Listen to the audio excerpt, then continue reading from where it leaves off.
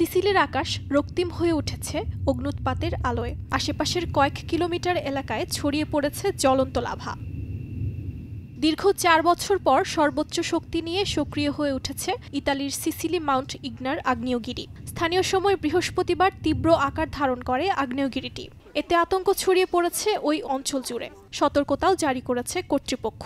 অগ্ন্যুৎপাতের ফলে ইতালির Catania বিমানবন্দরটির flight বাধাগ্রস্ত হয়। নিরাপত্তা নিশ্চিত করার জন্য বিমান চলাচল বন্ধ করে দেয়া হয়।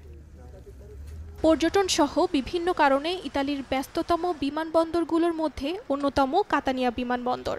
প্রতি বছর প্রায় ১ কোটি মানুষ এই বিমানবন্দর ব্যবহার করে নিজেদের গন্তব্যে যাওয়া আসা করেন। এটি মূলত দেশটির পূর্বাঞ্চলের সিসিলি শহরের বাসিন্দারা ব্যবহার করে থাকেন।